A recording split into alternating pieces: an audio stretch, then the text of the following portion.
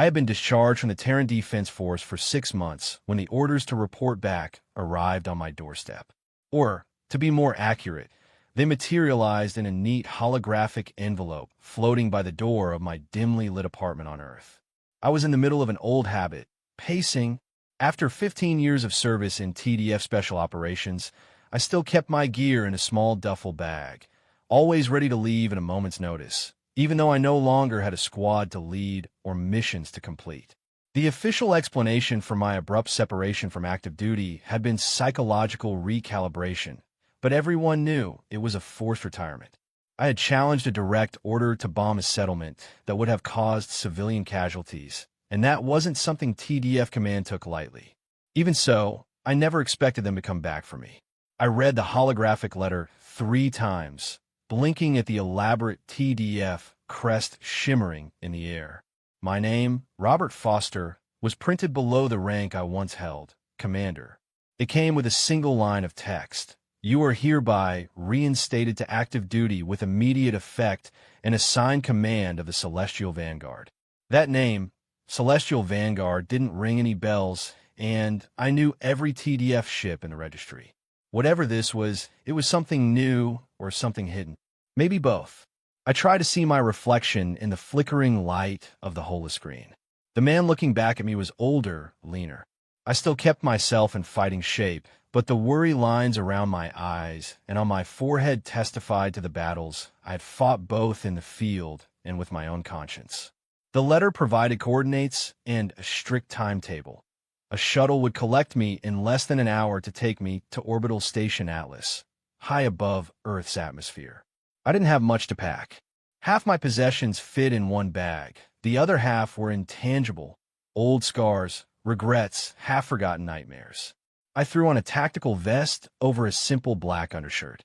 It might have been overkill, but I felt more secure with the weight of body armor against my torso. The beep from my apartment's AI announced the arrival of the transport. There was no going back. The shuttle ride was silent. The 2 pilots said almost nothing, even when I asked them for details. All I got was that my destination was a specialized dock at the station for classified vessels. The window behind me showed Earth shrinking in the distance, the familiar swirl of blue and green giving way to the endless darkness of space. Part of me felt the old thrill, a longing for the vast frontier. I'd always wanted to be out there, making a difference. That had been my motivation to join TDF in the first place. We docked at Orbital Station Atlas, a place I'd visited once before for a mission briefing. This time, the corridors were nearly empty. It felt like a ghost station, with only the distant hum of atmospheric processors and the echo of my footsteps. I half expected to see an entourage of TDF personnel waiting, but there was no one. Just a single figure standing near the airlock, Admiral Harrington, with his gray hair cropped close and the same piercing gaze he'd had during my court-martial hearing. "Commander Foster," he said, his tone formal, extending his hand. I shook it, not entirely able to mask my wariness. "Sir," he gestured for me to follow. "Walk with me. We have little time, and you'll need every minute to understand your mission." As we navigated the pristine white corridors, Harrington briefed me. The Celestial Vanguard was no ordinary ship. It was acquired from unknown space. It appeared out of nowhere near Jupiter's orbit, he said, voice low. Our patrols caught it drifting. A TDF boarding team discovered advanced weaponry, propulsion systems we haven't seen before, and 5 passengers. He paused as we reached an automated door labeled Docking Bay E7. "Passengers?" I asked. 5 female, humanoid aliens, well-armed and apparently well-trained. They haven't resisted us, but they refuse to leave the ship. Our xenolinguists tried to communicate, but we only achieved partial translation. We believe they're a warrior unit. They refer to themselves as Blades and keep mentioning a war master. Harrington led me into the bay. Through a transparent observation window, I saw a ship like nothing in TDF's known fleet. It had graceful, curved lines, a hull that seemed to shimmer as if it were made from living metal. A glow pulsed along its edges, indicating some form of energy distribution far more sophisticated than standard TDF hull plating. The entire design looked equally artistic and lethal. "And this is where I come in," I said, more a statement than a question. He gave a slow nod. "Current TDF crew. In other words, it was expendable, or at least easily disavowed if it all went sideways." But I kept that thought to myself. "I'll do my duty, sir," I said, though the old distrust lingered in my chest. We passed through a pressurized tube that linked the station to the alien ship. A hiss of air and a change in temperature hit me the moment I stepped inside. The corridors were wider than TDF's standard design, and the lighting had a softer, more ambient glow. The floor gave subtly underfoot, as if designed to minimize shock in combat. It was a far cry from the stark metal hallways of human warships. Harrington walked ahead, leading me to what appeared to be the central command area. Instead of a typical TDF console or panels, the entire space was ringed with holographic interfaces that shifted when we entered. "They're here," Harrington said quietly, stepping aside. My gaze settled on 5 tall, athletic humanoid women standing in formation. Their eyes locked onto me the second I stepped in. The first, with crimson-red skin and a burgundy bodysuit, stepped forward. Her hair, also a deep red, fell to her shoulders, and there was a quiet confidence in her stance. She spoke a string of words I didn't recognize, something melodic yet strong, then tapped a device on her wrist. A synthesized translation followed. "You are the new War Master. We have awaited your arrival." It was jarring to hear, but I forced myself to respond calmly. "I'm Commander Rob Foster," I said. "I've been assigned to this vessel." Another woman, green-skinned with turquoise hair, inclined her head and introduced herself through the same translator device as Vela, a navigator. The others introduced themselves similarly. Lix, a dark-skinned warrior with violet hair and a mischievous spark in her eyes. Tyla, lavender-skinned and gentle in demeanor. Anira, blue-skinned with a tense, disciplined posture. They all regarded me with varying degrees of curiosity and caution. Harrington cleared his throat. "Commander Foster will assume command immediately. We'll leave you to get acquainted." Without further ceremony, he departed, the door sliding shut behind him, leaving me alone with 5 alien warriors. The woman who had first spoken, Kira, studied me. "We will see if you are worthy," she said after a moment, her translator giving the words in crisp Terran standard. "Tell us your will, War Master." I bristled at the title. Something about it felt more personal and intense than commander. Yet there was no real alternative. "First, I'd like to inspect the ship," I said. "Then we could discuss roles, protocols, and figure out how to work together. I assume you have no intention of leaving your vessel, so we should find a way to cooperate." A slight smile tugged at the corner of her mouth. "We follow strength," Kira said. "If you prove yourself capable, we stand with you. If not, this ship will not answer your commands." For the rest of that first day aboard the Celestial Vanguard, I explored its corridors and discovered technology far beyond TDF's engineering. Vela showed me the propulsion system, which she called a gravity bend drive. It minimized inertia, allowing maneuvers that would splatter unprepared humans against the walls. Lix proudly demonstrated weapons so advanced they could pinpoint a target's vulnerabilities at the molecular level. Each of the 5 had expertise in a different system of the ship, from communications to tactical. But the biggest mystery was how to unlock full control. Most of the interfaces were locked behind what they called a neural resonance key. I needed to connect with the ship in a deeper way than pressing buttons or flipping switches. Their old War Master had apparently died when the ship traveled through a spatial anomaly, an event so catastrophic that only the protective suits of these warriors, plus the War Master's final sacrifice, had saved them. Late that evening, I found my new quarters.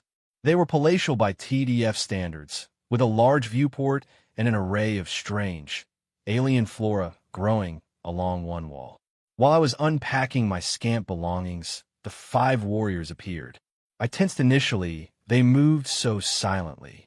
"We wish to discuss the bond," said Vela, her green complexion taking on a faint glow in the ambient light. "Yes, the neural resonance key," I answered. I need to know how that works. They exchanged glances.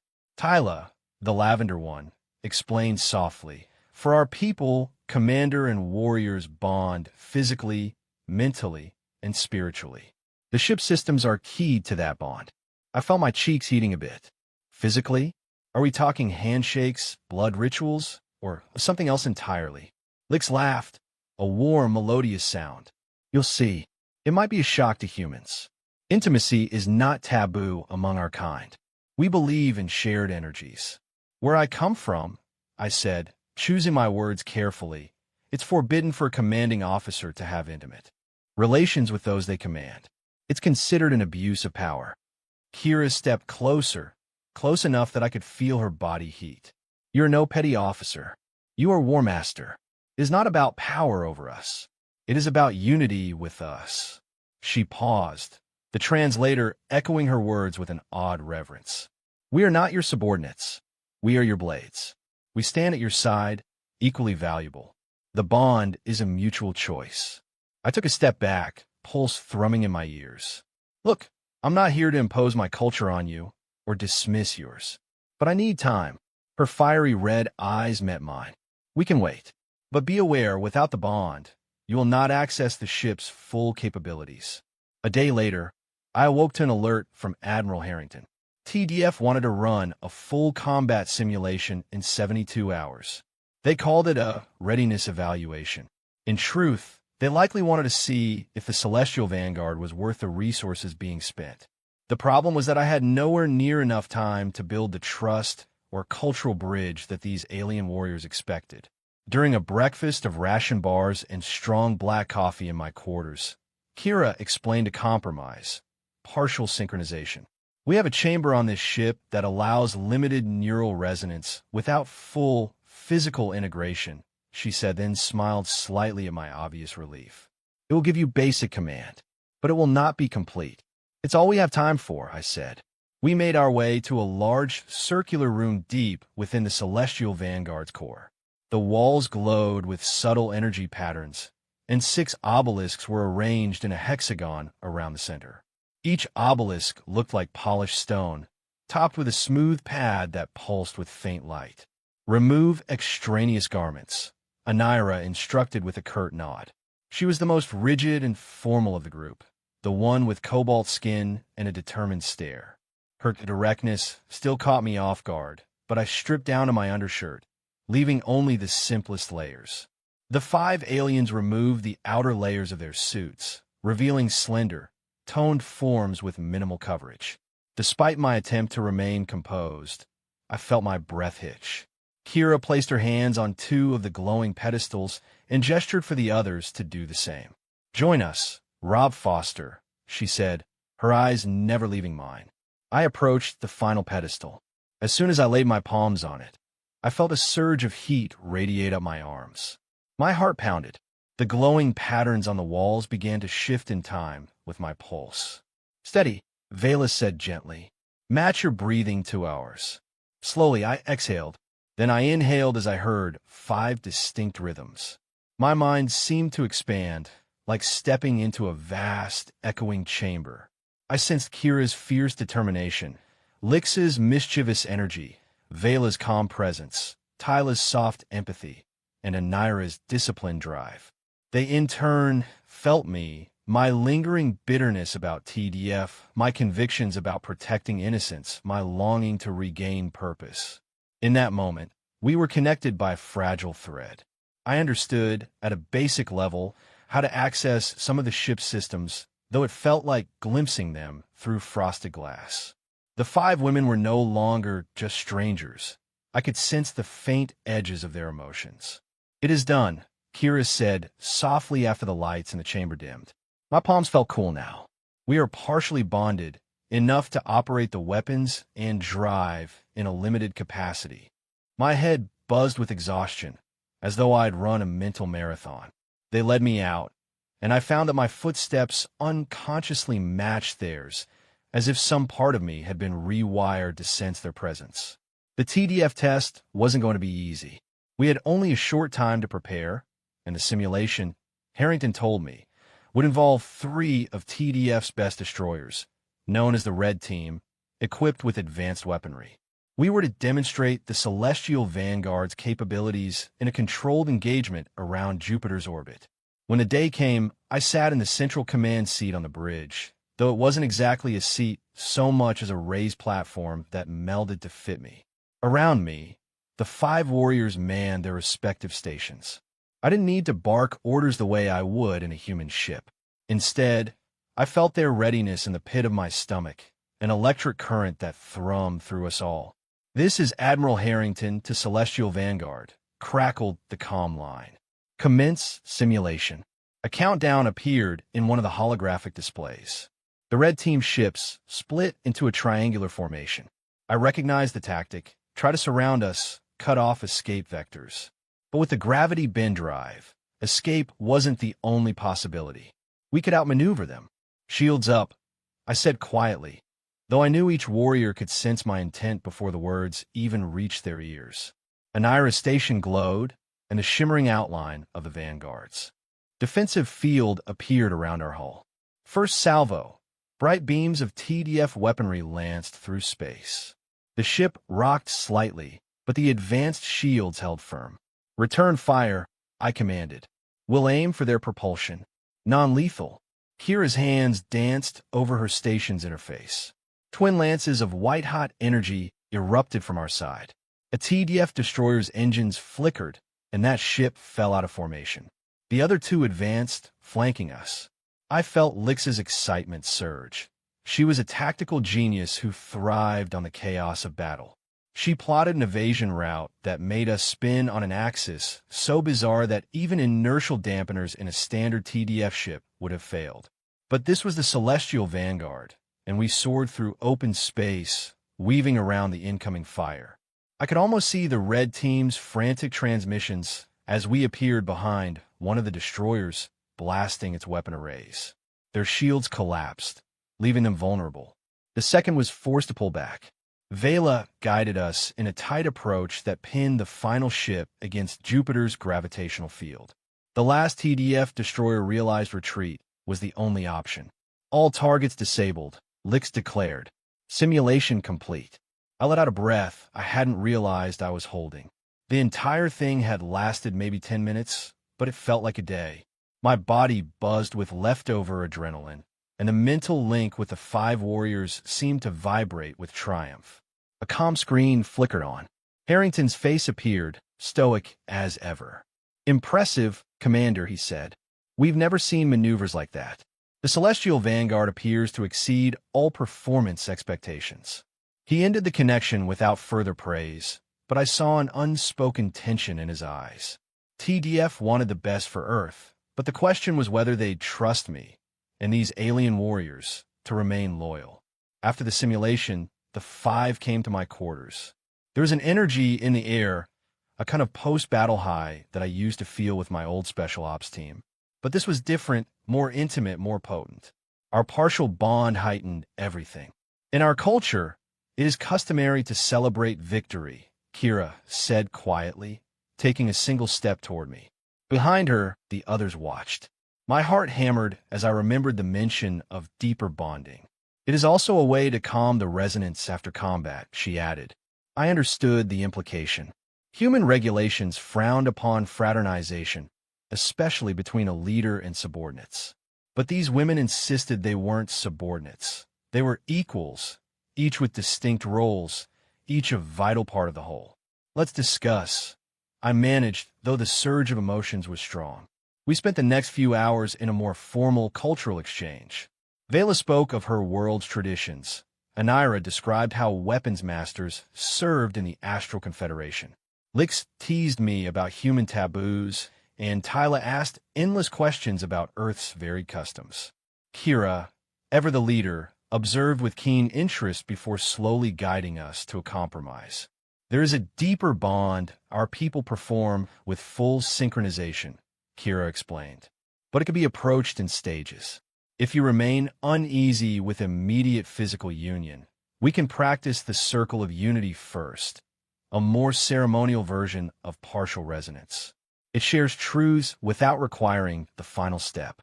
I swallowed, feeling the expectant gazes of 5 women. Part of me worried about TDF's regulations, but a bigger part of me realized we were in uncharted territory. The TDF had no laws governing a truly alien crew with a different chain of command altogether. Also, I felt a genuine draw to them. Not just physical, but emotional, mental. These were warriors who believe in a cause, who had lost their old war master, yet refused to abandon their ship. So I agreed. They led me to a softly lit chamber with cushions in a circle around what looked like a small pillar of glowing crystals. The lights were dim, and a gentle hum filled the air, matching the pulse in my ears. Vela carried a bowl of shimmering liquid. "Essence of truth," she said, handing it to me. "It enables open sharing of thoughts in a structured way." One by one, we drank. The taste was sweet, tinged with something like mint. Almost instantly, I felt a calm wash over me, as if the usual barriers in my mind had softened. We formed a ring, each of us kneeling on a cushion, hands placed on the glowing pillar. Through my partial bond, I sensed the other's anticipation, a swirl of curiosity, desire, and respect. Kira was the first to speak. She described her fears upon losing her war master, the man who'd commanded them before. He had shielded them when the spatial anomaly tore the ship apart, sacrificing his life. She admitted the possibility that no one else would be deemed worthy to take his place. Then the others spoke, each revealing insecurities and hopes. Vela hoped to see her home again someday. Lix confessed she found human curiosity delightfully entertaining. Tyla worried about bridging the cultural gap. Anira was concerned TDF would destroy or misuse the Celestial Vanguard. Finally, it was my turn, and I found myself talking about the reason I'd been discharged. How I refused an order that would have risked innocent lives. How I felt betrayed by the institution I once served wholeheartedly. How I still wanted to protect Earth, but not at the cost of losing my moral compass.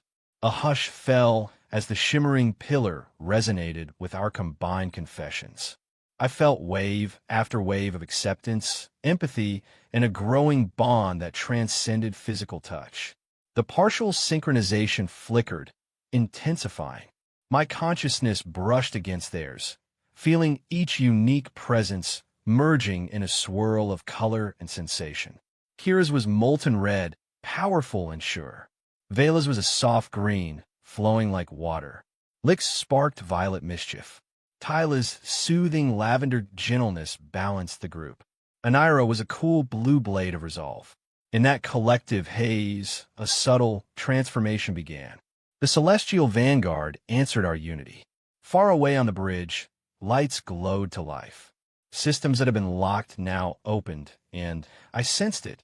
Even from this chamber, I felt the pulse of the warship responding to the six of us at once. That night, we slept in each other's arms, exhausted from the emotional and mental weight of the ceremony. It wasn't purely sexual, though there was undeniably a powerful mutual attraction. It was more like completing a puzzle that had been missing pieces. I had never felt so close to any team, human or otherwise. The lingering question was, what would TDF do if they discovered the extent of our bond? I didn't have to wait long for the answer. Harrington's next communication arrived less than a day later. The TDF wanted to analyze the combat data and proceed with advanced testing. I sensed the subtext. They wanted to strip the Celestial Vanguard down to see what made it tick, possibly ignoring the wishes of its alien crew. While I was still reeling from that, Vela discovered a new reading on the ship's long-range sensors. A spatial anomaly, the exact same signature they recognized from the event that stranded them here, was beginning to form at the edge of the solar system. It would remain stable for 72 hours, possibly less. This could be our chance to go home, Vela said, her voice both hopeful and somber. But not just us, Kira added. The question is whether you will go with us, War Master. My mind whirled. If they left and I stayed, TDF might capture them. If I left with them, I'd be abandoning Earth. But Earth, or at least TDF Command, had already cast me aside once. That bitterness still stung, but it wasn't just about me. This was bigger. Two civilizations that had never officially met. Before I could decide, Admiral Harrington escorted the Celestial Vanguard in a surprise visit. He wore a crisp uniform and carried an air of tense formality. "Commander Foster," he said, glancing around. "We have a new plan. We want to integrate these warriors into TDF protocols, run tests on them, and bring the ship under full TDF command." I felt the wave of alarm from all 5 women as clearly as if they had spoken aloud. "Sir, with respect, they're not test subjects," I said, injecting a steely tone. "They're our allies." Harrington frowned. "You're out of line, Commander. Earth must prioritize its own security. This ship's technology could safeguard millions, or it could be a threat if not controlled properly." The conversation escalated until it became clear Harrington wanted to detain the 5 warriors for observation.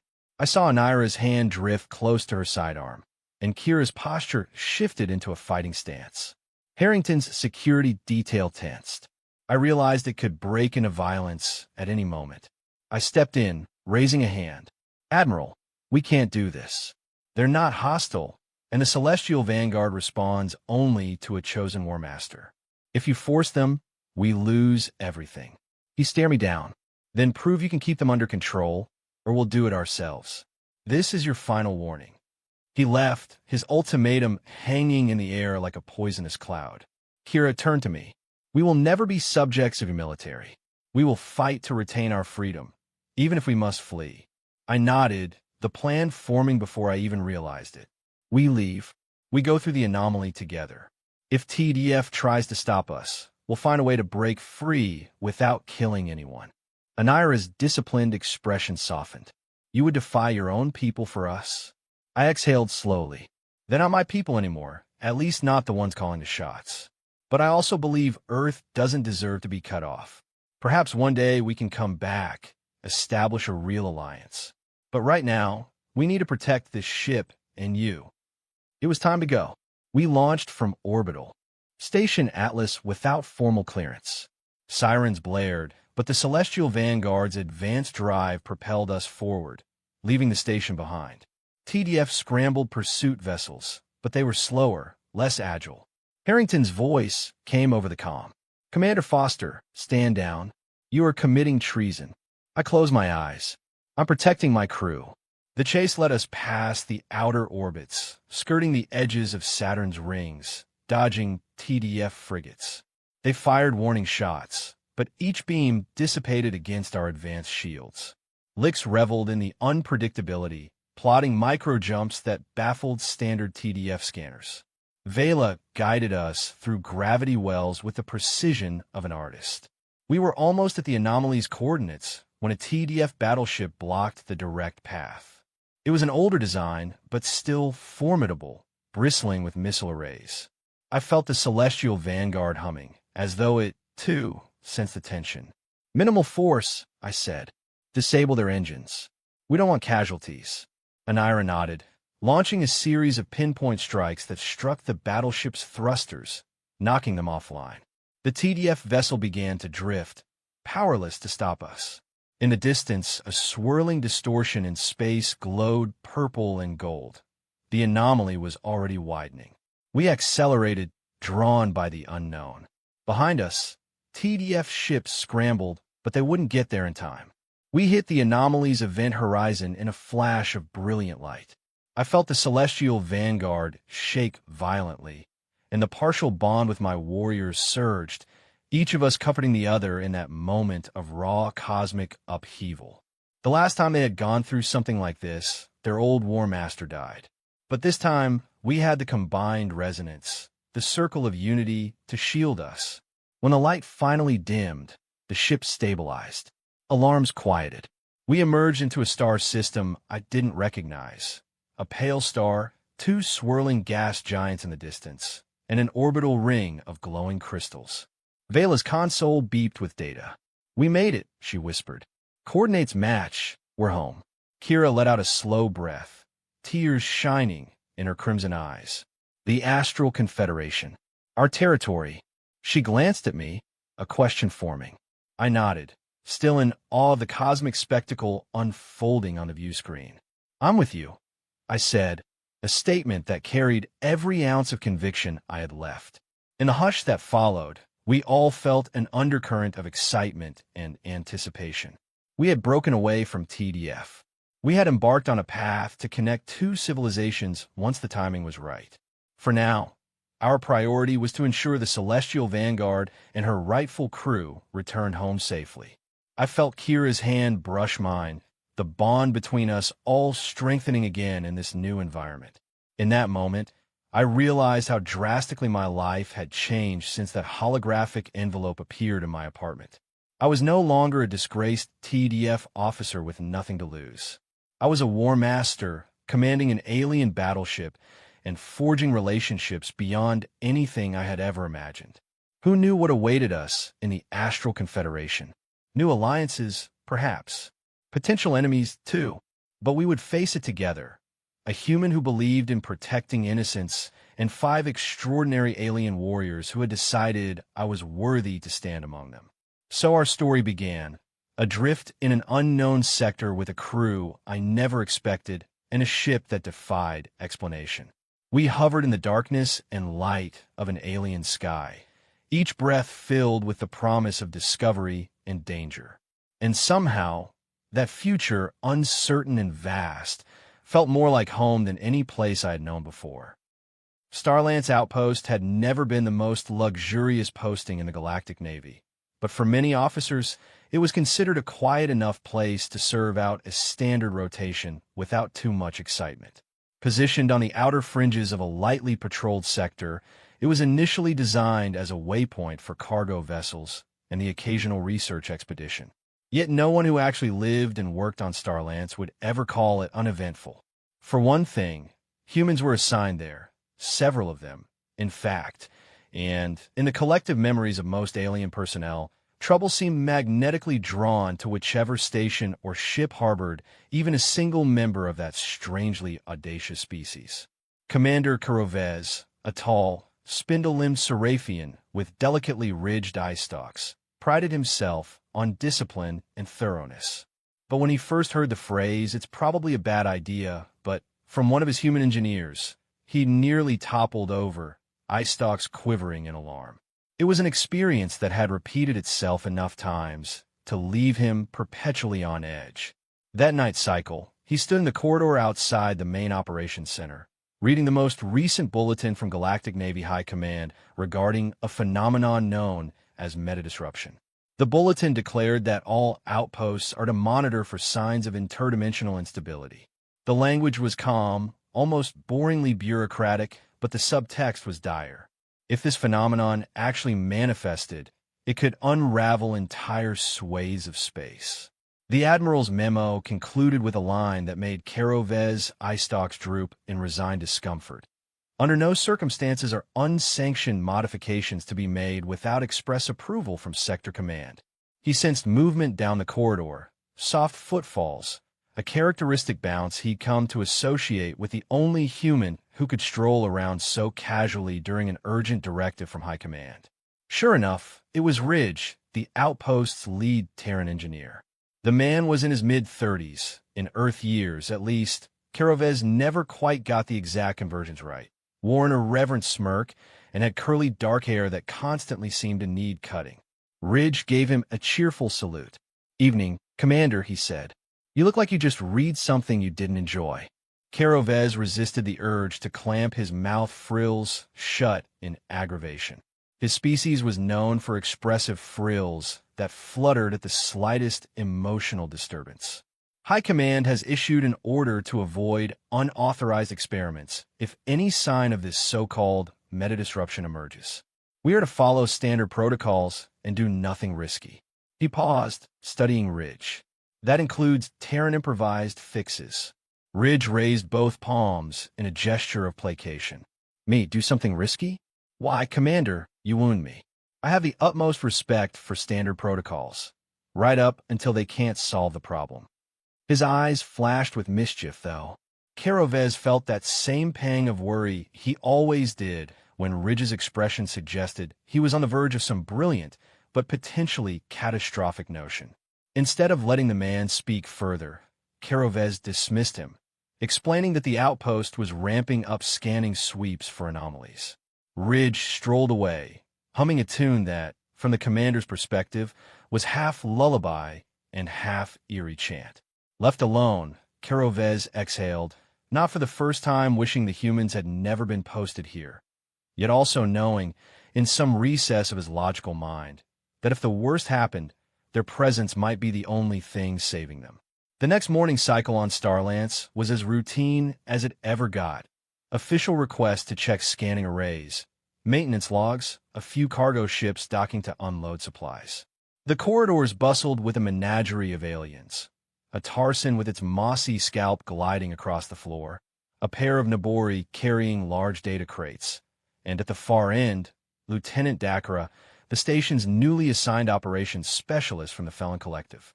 Dakara had a near-perfect memory, thanks to her species' advanced hippocampal folds, and she took great pleasure in reciting every old report about humans that the outpost had on record.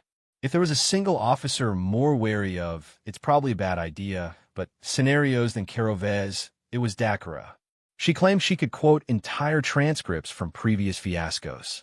As she stepped into the commander's office, Dakara began listing the day's tasks. Sublight cargo vessel Aurora's landing has arrived in Docking Bay C, requesting a cargo manifest check. The sensor array is scheduled for a full calibration in 2 hours, and, Galactic Navy intelligence flagged a possible anomaly near the outer perimeter. There's no official confirmation it's a meta-disruption, but they want us to do further scans. Carovez nodded, though his mouth frills fluttered with tension at the mention of an anomaly. Nothing unusual in the scans so far. That's the curious part, Dakara said, color shifting her nictating membranes, a sign of mild concern among her species. A brief spike in subspace readings, then it disappeared. Could be just a glitch. Could also be... Carovez finished her sentence. The beginning of something bigger. At that moment, the overhead comm channel pinged. The voice of the station's chief science officer, a stocky green-skinned Pellerat named Yuris, crackled through the speaker. Commander, you'll want to see the results of these readings as soon as possible. Something is definitely forming out there. Within minutes, the command center was bustling. Yuris projected the sensor data onto a large holoscreen for Carovez, Dakara, and a half-dozen other department heads to see. The data spelled out clear trouble. The subspace fabric near the outpost had begun to shift in patterns characteristic of known interdimensional rifts. But this one had an unusually high amplitude. Although it was not expanding fast, it was definitely present, like a small seed of cosmic chaos waiting to bloom. In an attempt to remain calm, Carovez directed standard procedure. Begin standard containment scans. Deploy warning buoys. Inform High Command. He glanced around the room. We'll follow protocol. No improvisations, especially not the human variety. The last line elicited a murmur from some of the alien officers, equal parts relief and disappointment. The relief came from those who feared what Terran ingenuity could unleash. The disappointment was from a few who secretly admired the wild successes of Earth solutions, no matter how reckless. They had read the stories, too. The time a Terran astrophysicist had fished an unknown entity out of a wormhole, the outbreak of artificially controlled volcanic eruptions on a colony world, the rumored attempt to lasso a comet using quantum cables. All improbable, but somehow successful. And each event began with that dreaded phrase that caused stomachs and analogs of stomachs to twist in anxiety. It's probably a bad idea, but... Over the next 6 hours, Starlance Outpost attempted precisely what standard Galactic Navy protocols dictated. They tried stabilizing pulses that pinged the anomaly with carefully modulated gravimetric waves. They launched a specialized probe to gather more direct data, but the probe's signals became erratic before it vanished without so much as a sputter. They increased the containment field around the station and alerted all passing vessels to keep away from the region. At first glance, it seemed the anomaly remained small and stable, but Yuri soon discovered that the readings were subtly building beneath the threshold. If the phenomenon erupted as some sort of fully formed meta-disruption, it could imperil not just the outpost but also traffic across a major trade route. Dakara, in her methodical manner, pulled up old case files. every instance in which a rift or anomaly had threatened a naval facility. The standard approach typically involved maintaining quarantine until a specialized fleet arrived, armed with advanced technology to either collapse the anomaly or redirect it. But such a fleet was at least 2 weeks away. Transmission delays in this sector meant that by the time they arrived, the phenomenon might have devoured half the local subspace corridor. When Dakara presented this information in the command center, Karovez's frills sagged in dismay. I assume that means the protocol is effectively worthless here. Yuri's, tapping at the controls with her greenish digits, nodded. Yes, Commander. By the time the cavalry shows up, the anomaly could be unstoppable. She paused, letting the words hang in the air. Everyone in the room knew what that meant. Either they found a solution on their own, or they lost the outpost. Possibly more. The mention of finding a solution on their own was enough to draw every glance toward the one person no one wanted to listen to but also desperately needed. Ridge was standing near the back of the command center, leaning against a console in the same infuriatingly casual manner the humans always seemed to adopt under stress. He wore that lopsided grin of his, and his eyes danced as if he were already running through all the possible ways to meddle in cosmic phenomena. Karovez, with effort, cleared his throat. We proceed with caution. We will wait for High Command to confirm if this is truly a meta-disruption. In the meantime, no unorthodox experiments. Ridge half shrugged, half nodded. Of course, Commander, standard procedure. I'll just be in engineering, making sure the deflector calibrations are up to date. That statement sounded innocent enough, but to Karovez, it was laced with potential doom. Ridge walked out, whistling. The next hours were tense. The station discovered that every reading they tried to capture was becoming more erratic, as though the anomaly itself were actively blocking scans. Communications with High Command grew spotty. At one point, static overcame the usual crisp hollow transmission, and no one could hear the Admiral's next words. It seemed they were on their own. Lieutenant Dakara took it upon herself to cross-reference every recorded incident involving humans undertaking an unsanctioned attempt to solve cosmic-scale problems. Her memory was legendary, allowing her to recite each fiasco in unnerving detail. She found references to the comet lasso, volcanic waltz, wormhole fishing, and half a dozen lesser-known events involving Terran meddling with universal constants. The pattern was always the same. Standard protocols failed, humans stepped in with a plan that began with "it's probably a bad idea," but many officers panicked. Yet the plan was greenlit because no one had a better option, and somehow, against all reason, it worked. She marched to Karovez with a data slab full of these accounts, wearing an expression that signaled disapproval. Commander, do we really want to risk unleashing another half-baked Terran solution here? He regarded the swirling data on her display, which indicated the anomaly's slow but inexorable growth. I don't want to, he admitted, but if we can't hold this thing off, we may have no choice. The last directive from High Command was to avoid improvisation, but if they're not able to respond in time, we're stuck. He paced around the command center, his nervous energy making his frills flutter. He could imagine the entire outpost succumbing, ripped apart as subspace folded in on itself. That was the potential endgame if the anomaly triggered a full-scale meta-disruption. He felt an unpleasant twist in his gut as he considered calling Ridge to propose something even more terrifying. At last, the break came in the worst possible form, a sharp tremor throughout the station. The deck plates groaned, lights flickered, and the overhead alarms blared. Dakara nearly dropped her data slab. Yuri shouted from the science console, "We're seeing a sudden spike in the subspace field. The rift is surging."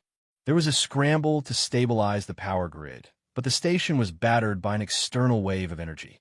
Then, as abruptly as it began, the shaking ceased. The lights returned, and the outpost's emergency systems reinitialized. Karovez didn't wait. He ordered a real-time reading, hoping the surge was a fluke. Yuri stared with alarm at the screen. "Commander, the phenomenon's amplitude just jumped by a factor of 4. If it continues expanding at this rate, we'll be in direct contact with the rift in less than 18 hours. An ominous hush settled over the command center. Carovez felt the weight of it, the tension visible on every face, assuming they had a face or some analog.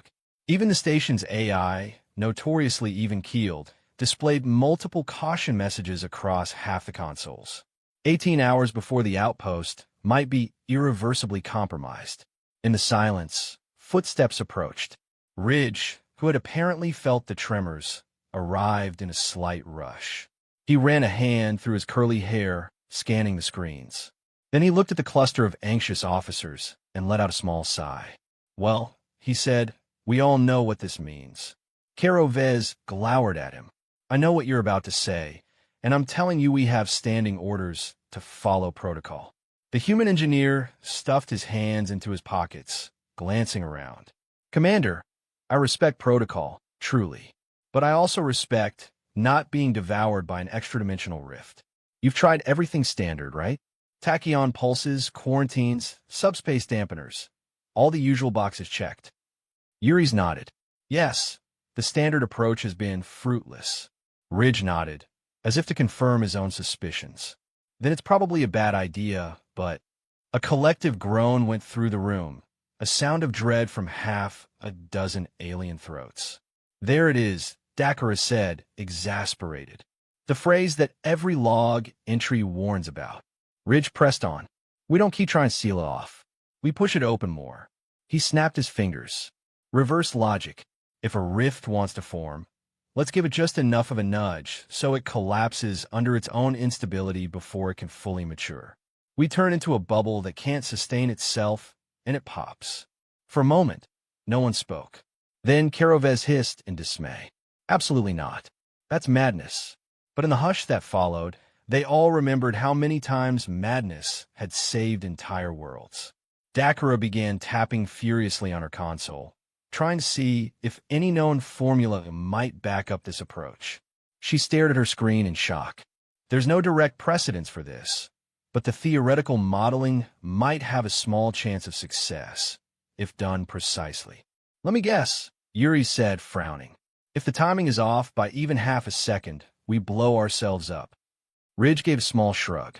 "In these cases, it's typically microseconds, but yes, that's the gist.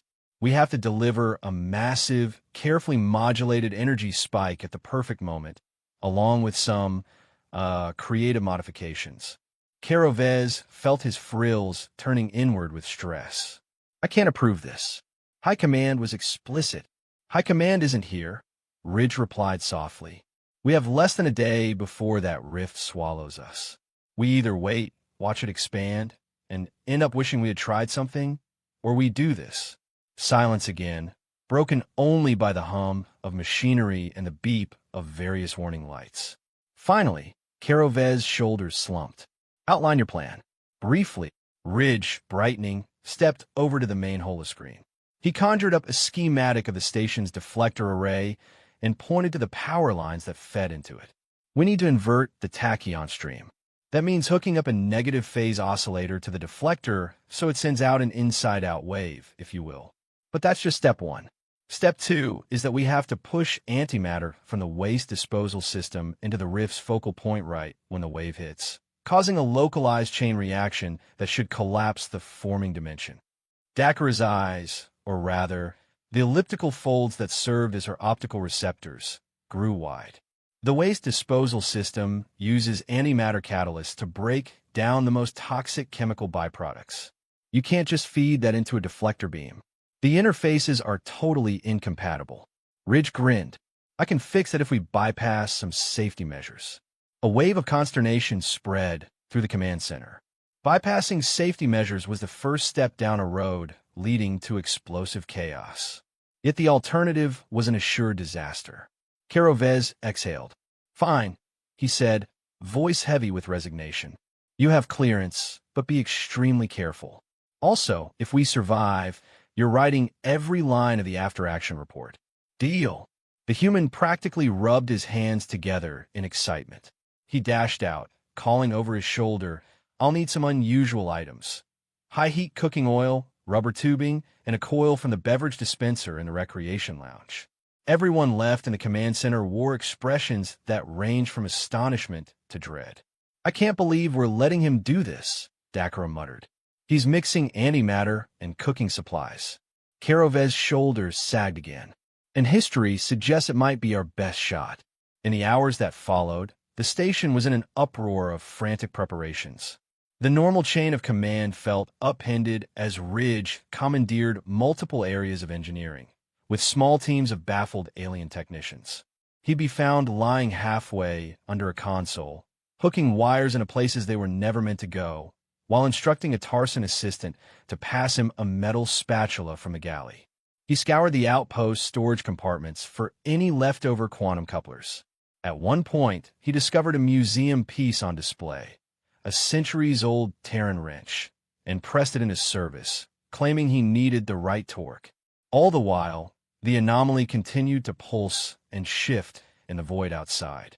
Spikes of subspace turbulence buffeted the outpost, prompting repeated attempts by Uris and Dakara to keep vital systems online. Karovez attempted to maintain calm through the station's intercom, reminding everyone to brace for possible jolts of energy. Still, morale was shaky.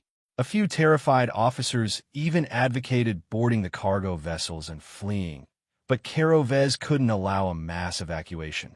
The outpost was designed to defend a crucial trade route. Abandoning it could mean a dangerous rift expanding unchecked, possibly devouring any ships in the region. By the time Ridge was ready, the outpost power grid was fluctuating at 90% capacity, and the deflector array was locked into a bizarre configuration. Energy couplings that were never meant to work together had been forcibly joined. The station's main AI tried to override the changes multiple times, diagnosing them as catastrophic errors, until Dakar manually disabled half of its safety routines. "What's the worst that can happen if we fail?" asked a young security officer, voice trembling as he helped Ridge lug a canister of antimatter catalyst. Ridge didn't miss a beat. "Station implodes, or the rift expands uncontrollably and tears open a new dimension that swallows us. But let's not dwell on that." When the fateful moment arrived, the control room was thick with tension.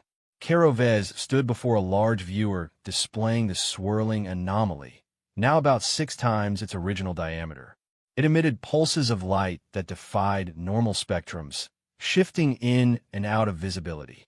Uris manned the science console, Dakara oversaw power distribution, and Ridge was front and center, his hands hovering over a hastily assembled control panel of questionable design.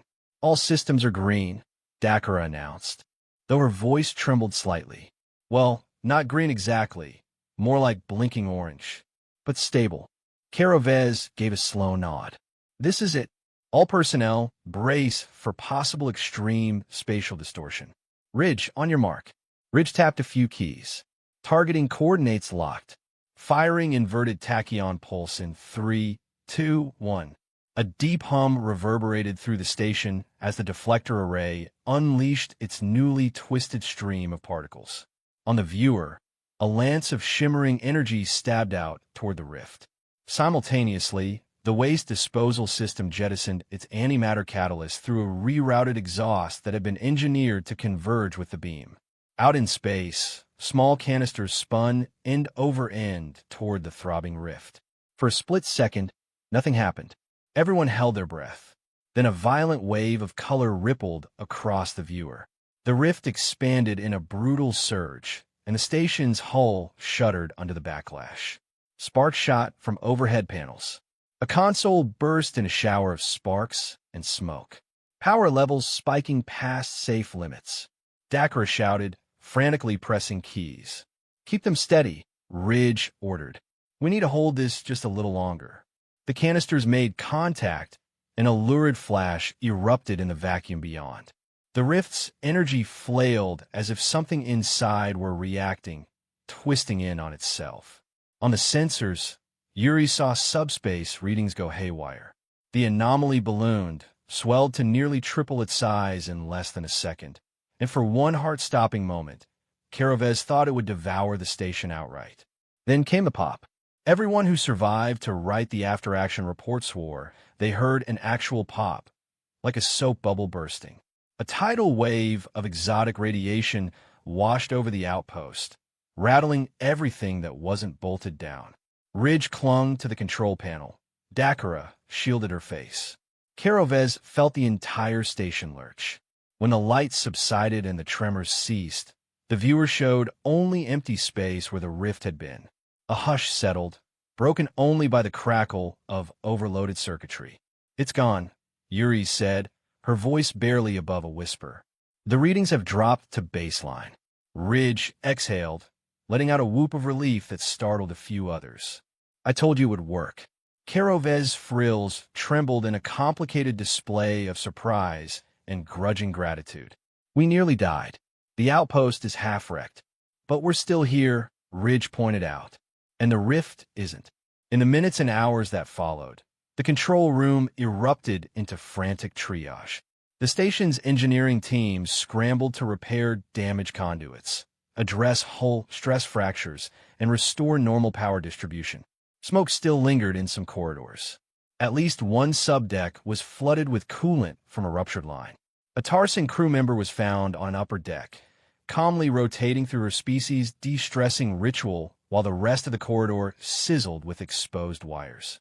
Once the dust settled, the official inventory of Ridge's creative modifications tallied an astonishing 41 changes to critical systems, nearly half of which were contrary to official design specs. Strangely, some of these changes improved efficiency, so while they violated every engineering manual, removing them might do more harm than good. Dakara documented all of it with her meticulous thoroughness, noting that the outpost's new patchwork layout would require a major overhaul to be fully regulation compliant again. While the outpost lurched back toward normalcy, communications finally began to stabilize. A flurry of messages poured in, including a belated reply from High Command. The Admiral's voice came through in a recorded data packet. "We have reason to believe the anomaly near Starlance may be a fledgling meta-disruption. You are hereby instructed to maintain stasis until reinforcement fleets arrive in 14 days. Under no circumstances should you..." And then the transmission cut off. Evidently, the remainder was lost in the interference that had battered the outpost hours ago. Karovez replayed it grimly in the quiet of his office. The Admiral's words had arrived too late. They had already disobeyed the order and resolved the crisis. Technically, it had all turned out for the best, if one overlooked the chaos, the near destruction of the outpost, and the agonizing terror. "Commander," Dakara said softly from the doorway, "you have a priority call from High Command. They're back online." He composed himself and walked to the hollow communicator. The flickering image of Admiral Othero Voxera appeared, a stern-faced Karani with an elaborate crest of horns that quivered in agitation. "Commander Karovez," the Admiral began, "I trust you have a situation report on the anomaly?" Karovez drew in a breath, forcing his frills to lie flat. "Yes, Admiral. The anomaly was neutralized earlier today." A stunned silence followed, as if the Admiral wasn't sure he'd heard that correctly. "Neutralized? By whose authority?" "We issued a directive to wait." The commander braced himself. "We lost contact, sir." The phenomenon was expanding rapidly. Our science team and a human engineer determined that waiting would result in catastrophic failure. We implemented he struggled to phrase it diplomatically. "We implemented an unorthodox approach." Another long pause. "Let me guess," the Admiral said with a measured tone. "The approach began with the phrase, 'It's probably a bad idea, but—'" Karovez dipped his head. "Yes, sir." The Admiral sighed. "Your official reprimand will arrive with the next data packet, Commander. We'll decide later how to handle your disobedience. However, I also see that your station is still operational, and presumably you've saved a major route from the ravages of a full-blown meta-disruption. Even so, we can't keep having these fiascos." Karovez understood the subtext. The Navy's entire leadership was exasperated by humanity's repeated violation of standard methods, even if it often worked. "Admiral, with due respect, I had no alternative." And yes, the crisis was averted. When the call ended, Karovez slumped into his chair. He'd have to file a monstrous after-action report, itemizing every detail of the fiasco. He could already imagine the lines he'd be writing. Engineer Ridge bypassed recommended safety protocols, forming an unauthorized link between the waste disposal antimatter catalysts and the main deflector array. This caused an inverted tachyon wave to bombard the rift, destabilizing it to collapse in on itself. It would be glorious and terrifying reading for the historians. As the outpost limped through repairs, rumors spread that the admiral and the top brass were drawing up a new directive specifically addressing Terran solutions. Similar to stories told in other corners of the galaxy, an emerging consensus was that humans were a wild card the Navy simply had to account for in official policy. Dakara, reading an early draft, discovered it included a clause for unconventional solutions officers. The idea was that any station with at least one human in the chain of command would have them propose alternative measures when standard protocol was deemed insufficient. A handful of species found the notion comforting, since it put some structure around the chaos. Others found it horrifying, as if it might encourage humans to be even more reckless.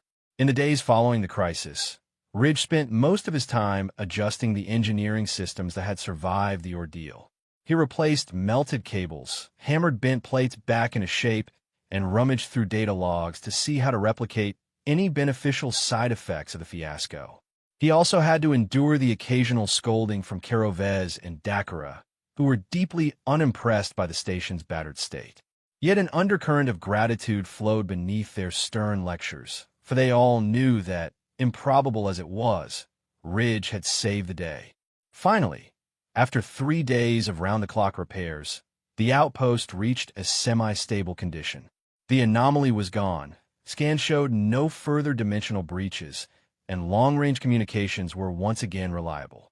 Commander Carovez summoned Ridge, Dakara, Uris, and a few other key personnel to the command center for a debrief. The mood was a curious mix of relief and lingering exhaustion. Carovez steeled himself to address them. High Command has, shall we say, commended us for containing the problem. However, they will also be delivering official censure regarding the unsanctioned experiment. Considering our situation, I can't say I regret it, but that is the bureaucracy we face. His eye stalks flickered at Ridge. They've praised you in the same breath that they issue a warning never to do it again, which we all know is an empty request. Ridge raised his eyebrows in mock innocence. I'm sure if the need arises, we'll find a perfectly normal approach, Commander. Dakara let out a short laugh that sounded like an abrupt, high-pitched whistle. Her species had a habit of translating amusement as a squeak. You say that now.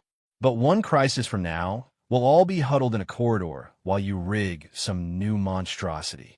Outside the thick windows of the outpost, the star field looked pristine and calm, as if the near disaster had never happened. Only the occasional flicker of battered hull plating on the station's exterior suggested the harrowing event. Repair drones zipped along, patching cracks and smoothing edges. The cosmic backdrop offered little hint that a metadimensional rift had nearly swallowed them all just days before. Life on Starlant's outpost settled back into a semblance of routine. Cargo vessels arrived and departed. Xenobiologists studied local space dust, and crew rotations proceeded. But a shift in atmosphere was undeniable. The alien personnel looked at the humans with a new mixture of trepidation and respect, while the humans, particularly Ridge, moved around with an air of "I told you so." Some corners of the Navy must have been outraged by the stunt. Others were probably adding this story to the ever-growing legend of Terran madness and its inexplicable success rate. A week after the event, Carovez finally completed the official after-action report. He sent it to High Command with a long sigh. The final lines read, "While the approach to neutralize the anomaly contravened multiple regulations, it resulted in the successful preservation of the outpost, local space corridors, and all lives aboard. This continues a pattern observed in prior Terran-led crisis interventions. Logically indefensible, borderline reckless, yet inexplicably triumphant." He had no illusions that the brass would be fully satisfied. As a conscientious officer, he could only hope the outcome would temper their criticism. Meanwhile, the station's day-to-day tasks went on. Crew members rotated through their shifts, and minor technical glitches were rectified. No one wanted another cosmic threat. For a brief, shining moment, it seemed they might be left in peace. It lasted precisely 4 more days. Then, just as Carovez was approving new cargo routes from the main console, the station's long-range sensors flagged an unusual reading in the Horizon Nebula, a scattered region of dust and plasma about 2 light-years away. Yuri's voice crackled over the comm. "Commander, I'm picking up an irregular gravitational signature, possibly a spontaneously forming wormhole. We need to investigate." Carovez's mouth frills drooped in exasperation. He pressed the comm button. "Are you certain, Yuri's? Could it be a sensor glitch?" "No, sir. This is real. Preliminary data suggests it may connect to an uncharted region, or it may be prone to flux. It could destabilize subspace lanes if it grows." Dakara, who was in the command center, looked up from her console, exhaling in a hiss that signified annoyance. "Commander, I can cross-reference known wormhole formation patterns, but I'd guess we have a brand-new phenomenon. Might become a hazard if it expands, or if something tries to come through it." A hush fell. Everyone in the command center had the same thought. They just finished cleaning up from the last fiasco. Were they really about to face another one? Sure enough, the corridor doors opened, and Ridge entered with that telltale bounce in his step. The entire command staff turned to stare at him with a mixture of dread, curiosity, and weary amusement. He gave a lopsided grin, tipping an imaginary hat. "What's up, everyone?" he asked casually, heading over to Dakara's console to peek at the sensor data. "Oh, a spontaneously forming wormhole. That's neat." Carovez stifled a groan. "We've not yet declared a crisis, Engineer. We're going to proceed with standard scans, and perhaps that will be enough." Ridge nodded diplomatically. "Right, standard scans. Of course." He pored over the readings, biting his lip in concentration. If it's forming in the Horizon Nebula, the dust and plasma might create an unstable boundary. If that boundary tears, it could merge with the normal space around it." Dakara caught the note in his voice. "You already have an idea, don't you?" He shrugged with forced innocence. No, just an observation." The commander's tension was palpable. "We'll wait for more data, then contact High Command, then—" "Commander," Yuri's interrupted from a side station, "I'm seeing an acceleration in the wormhole's formation. If it keeps accelerating, it could become a navigational hazard in less than 2 days." Carovez clenched his jaw. He looked at Ridge, who tried to appear as though he was simply minding his own business. It took all the commander's restraint not to demand a fully normal approach. The truth was, High Command's reinforcements were still weeks away, and there was no guarantee standard protocol would do anything besides stand by and watch. At length, Carovez took a deep breath. He pictured the new directive about unconventional solutions officers, which no doubt would soon be official. He remembered how the phrase, "it's probably a bad idea," but had saved them time and time again, albeit at the cost of everyone's collective sanity. He turned to Ridge, who was obviously teetering on the edge of offering some new insane approach. "This is purely hypothetical," Carovez said. "But if in theory we wanted to keep a forming wormhole from stabilizing in the Horizon Nebula, do you—" Ridge lit up. "Oh, absolutely.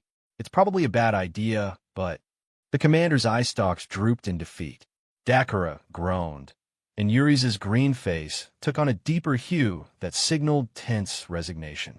But inside that swirl of frustration was a faint spark of excitement, a realization that, while humans were maddening, they might also be the best line of defense against cosmic disasters. "Well, Ridge," continued, stepping over to the hollow projector, "we could theoretically spin up some kind of artificial vortex in the nebula dust, using a specialized resonance field, and then funnel the wormhole's mouth into a controlled collapse." So it began again. While the rest of the command center braced for the next wave of improbable tasks, one unspoken certainty loomed. No matter how many times the Galactic Navy tried to rein in these solutions, humans would always come up with something outlandish. And more often than not, it would work in the face of impossibility. As Carovez signaled the station to prepare for a new level of madness, He felt his frills shiver uncontrollably. Yes, the Navy feared any plan that started with, "It's probably a bad idea, but," and with good reason. Those words heralded the end of every conventional certainty. But they also might be the only thing standing between a threatened galaxy and certain doom. So it went on, as it likely would for centuries to come, a cosmic dance of rules and reason overshadowed by the wild brilliance of a species known for breaking the laws of logic.